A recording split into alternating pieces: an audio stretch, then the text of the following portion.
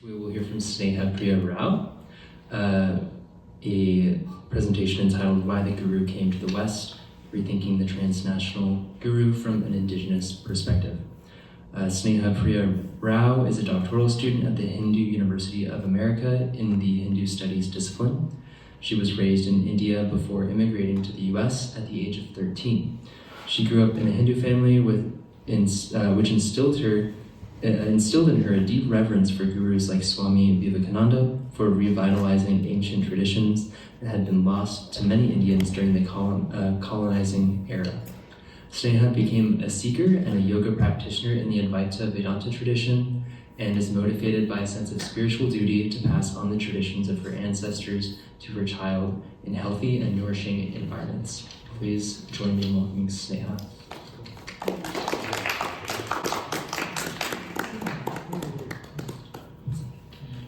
Good afternoon, everyone. Thank you so much for having me here. This is my first year here, so very exciting. Thank you for that great introduction. I'm going to jump right in. Okay, so I'm going to first start with the offering of a small shloka because I'm talking about gurus. So if everybody wants to participate, that's great.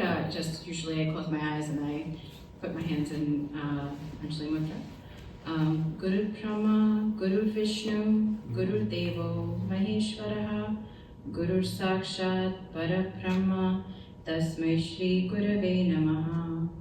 The Guru is Brahma, the Guru is Vishnu, the Guru is Maheshwara or Shiva, the Guru is self-revealing, limitless Brahman. Salutations to that revered Guru.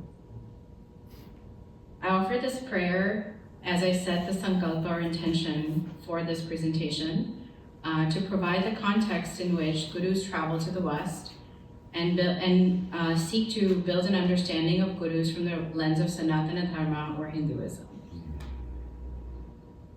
I want to start with defragmenting the history of why the gurus came to the West. The indigenous education system before the British colonization was situated in the Gurukula system and imparted a wide range of education to peoples from across India and Hinduism, which included yogic education. This included people from various varnas and jati backgrounds. I know this might come as a shock to many people, but the scholarship is nuanced on this and shows that education was widely available to Indians. This included spiritual texts like the Ramayana, the Mahabharata, and the Bhagavad Gita, and also, I would say what we deem as secular subjects of manufacturing and mathematics. These were usually taught in vernacular languages or Sanskrit. They connected the people to the land, history, teach ritual, mantra, yoga, and reverence for Mother Earth. As the British colonial era set in, there was a destruction of the indigenous education system. In 1813, Britain passed the Charter Act, which laid the foundation for English education in the colonies. In 1835, Lord Macaulay recommended an English education system at the exclusion of Dharmic knowledge and Sanskrit language education, as he wished to form a class of persons Indian in blood and color and English in taste, opinions, morals, and in intellect. This is a direct quote from his speech. British implemented this education system by defunding the Gurukula system so that many lost access to it. Some Gurukulas do survive to the present day, but access is limited and knowledge of yoga, Sanskrit, and spirituality have become limited. The Indian education system post-independence continued the disenfranchisement of indigenous knowledge systems by excluding it from schools. The Hindu reform movements also played a role in this disenfranchisement. In urban centers like Calcutta, a fragmentation of society occurred between those people who could access the expensive Anglophone education travel to London or other places in Britain and Europe for an education, and those who could not. Influential reformers like Ram Mohan Roy and Devendranath Tagore emerged from this class of Anglophone Indians, but their Anglophone education had sowed the seeds of suspicion towards the indigenous pedagogical systems. And while resisting their colonization, they rejected the indigenous understanding of texts like the Vedas and the Mahabharata and instead interpreted them in the light of their Anglophone education. Ram Mohan Roy's December 1823 letter pleaded with the British Governor General in India, Lord Amherst, to implement a Western education system to be established with English as the medium of education. He wrote in his letter, "When the Seminary of Learning was proposed, we understood that the government of England had ordered a considerable sum of money to be annually devoted to the instruction of its Indian subjects. We were filled with sanguine hopes that the sum would be laid out in employing European gentlemen of talents and education to instruct the natives of India in mathematics, natural philosophy, chemistry, anatomy, and other useful sciences, which the nations of Europe have carried to a degree of perfection that has raised them above the inhabitants of other parts of the world." He specifically directed his heir towards the formation of the Sanskrit school under the Hindu Pandits to impart such knowledge as is already current in India. This seminary, similar in character to those which existed in Europe before the time of Lord Bacon, can only be expected to load the minds of the youth with grammatical niceties and metaphysical distinctions of little or no practicable use to the professors or to society. The pupils will there acquire what was known 2,000 years ago with the addition of the vain and empty subtleties since produced by speculative men, such is as already commonly taught in all parts of India. Later, Tagore, inheritor of Ram Mohan Roy's legacy, describes how he came to doubt the authority of the Vedas. He explains how, having studied the Hindu scriptures, he found that he could accept certain sections of the Vedas and of the Upanishads, but not others. The reformers deeply continued to influence Indian education even after independence. They inherited the Indian state as well as the Indian institutions after independence and continued the policies towards the British created towards Indian Anglophone education and continued to exclude Sanskrit and vernacular languages. Here, I point to the research on colonial mentality, which is exhibited by these Anglophone Indians. Colonial mentality is defined as an automatic and uncritical rejection of anything from the native heritage and an automatic and uncritical preference for anything American or Western. I particularly like this definition because often what Indigenous people are accused of is of automatically lacking the ability to criticize or examine their own traditions. Here, what we're pointing to is the uncritical rejection and uncritical preference for anything American or Western. This is why the Guru went to the West. He could neither form institutions nor do his dharma in India with Anglophone educational people, Westernized people in power. Since the institutional collapse, Gurus traveled to the West to make a case for Hindu epistemology and for the recognition of Hindu people as deserving of their own ways of knowing and being. I have images of all the wonderful Gurus have traveled here. Hindu Gurus had dharma to steward the ancient knowledge of the civilization. They could not rely on the indigenous system of patronage where kings funded gurukuls and temples to maintain knowledge. They traveled to where they could find funding and build institutions to steward knowledge. They adapted their teaching accordingly, but maintained the core truth.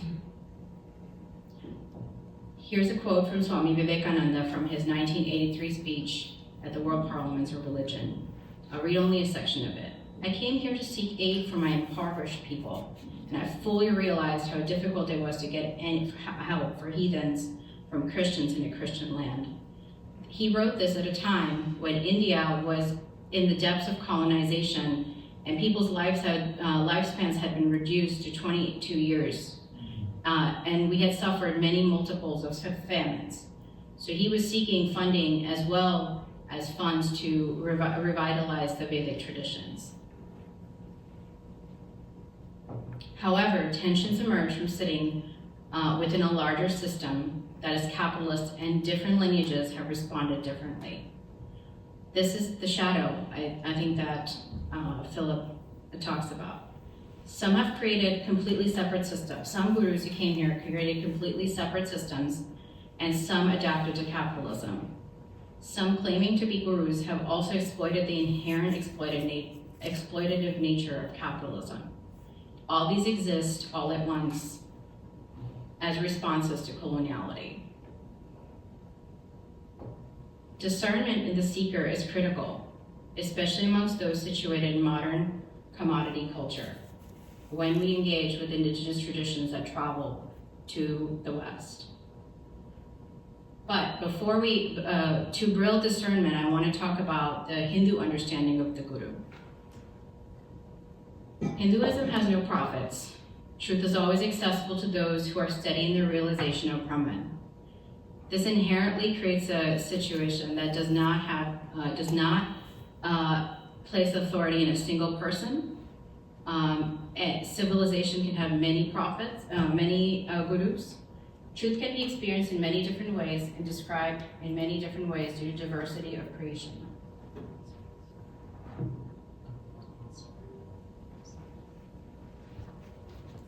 Everything emerges from Brahman. The gunas, the qualities, subtle matter, gross matter, all come from Brahman's desire to experience itself.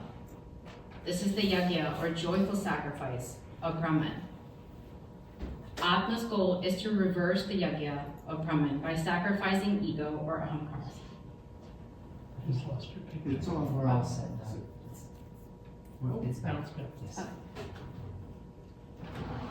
The Atma, or the soul's goal, is to reverse the yajna or sacrifice of Brahman by sacrificing ego or ahankara, by participating in sustaining creation, ultimately realizing oneness with Brahman.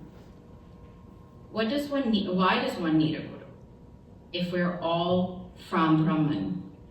Hinduism believes in God's omnipresence and speaks of the presence of divinity in every human being. At any given point of time, divinity is equally present in all, but not equally manifest. The purpose of spiritual practice is to manifest this inherent divinity. When this divinity becomes fully manifest, a person is said to have become a God-realized soul. Every person has dharma. Dharma is that which sustains the cosmic order. It's not religion. It is the place you take in the world to sustain the cosmic order. Every living thing has dharma based on their qualities and the time and culture they are born into. The human has dharma, and the monkey or the elephant has dharma. Everyone has dharma towards oneself, their family, their society, Ma Bhumi, Mother Earth, and all her creatures. The guru has dharma to steward and sustain knowledge. In Hinduism, all knowledge is passed within lineages, from guru to shishya. This includes traditional transactional knowledge and yogic knowledge. The guru is the remover of darkness. The shishya is a student who is a qualified seeker or adhikari sadhaka to receive the knowledge. Both the person serving in the role of the guru and the student who is seeking knowledge must be qualified. The Guru Tattva permeates the cosmos as Brahman, even in his dissolution, seeks oneness, and everyone is born as a shishya. The mother, the father are the first gurus. The grandparents and their elders also serve this role inside the Hindu family. Honoring ancestors, even imperfect ones, is an important part of the tradition. Honoring ancestors heals trauma in the family. Guru Tattva also permeates in Sangha, or joyful and supportive congregation.